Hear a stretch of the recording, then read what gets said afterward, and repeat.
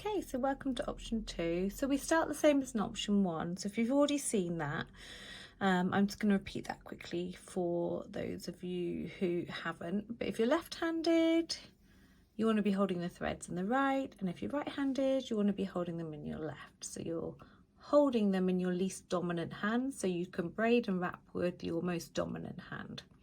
So you pinch the threads at the halfway point, and that includes your thicker piece of cotton and your embroidery threads. Then in your dominant hand, so I'm right-handed, so that's how I'm demonstrating, you're going to do a slip knot. So over and under all of the threads, and then pull it back through, and then slide that along up to your finger that is pinching at the halfway point. So this point here is the beginning and end of your loop. So from here, you want to braid round once, twice, 3 times. Give it a little squeeze and a pinch, and do one more slip knot just to hold that in place. Now, if you're younger and you're watching this and you're really struggling, this might be the point to ask an adult or creative big sister or brother to come along and help you. But trust me, the rest of it is easy. This is as hard as it gets, is this bit. Now, for this option, what you're going to do is you're going to take some sellotape. So take a little bit of celly, and you're going to lay your threads out on the table, and then you're going to work off the edge of the table. So I'm just going to move this to the edge of the table. Here we go. And you're going to sellotape on the piece of the threads that you're not working from. So you're going to work towards your body. So where you were pinching is where you're going to sellotape the threads to the table. Squish it down nice and tight. Let me see if I can bring this in a little closer for you. And then using that same thread, so the colour that we want our loop to be, you're going to braid round.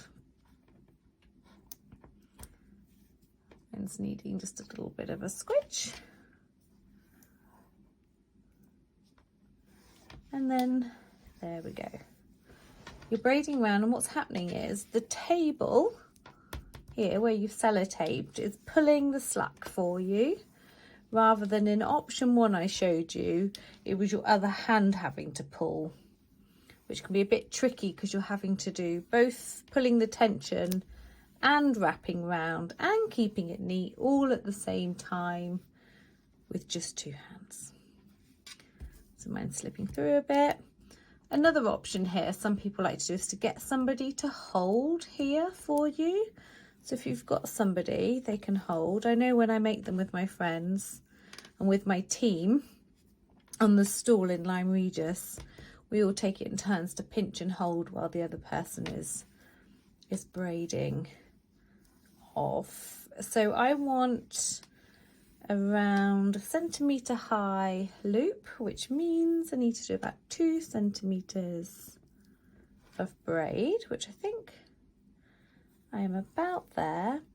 Now remember, as I said in option 1, the same applies here. We don't want any bulking, so no laying of threads on top of each other. We want them flush side by side. So just make sure that that is happening, and you'll be able to tell because it goes nice and shiny. If it's bulky and gappy, you won't get that shine. So now you want to unpeel from the table. I'll move it back over here for us to see. And we're going to fold our loop around, and we're going to pinch it at the bottom. So the beginning and the end come back together, and you're going to pull that thread nice and tight, so you're still working with the same thread. None of the other threads have come out yet. And you're going to go around once, twice, and then 3 times, really tight. You cannot pull it tight enough at this stage. And then we're going to start how we finished with a slip knot. So one more slip knot to tie off that thread so it doesn't, all your hard work doesn't unravel.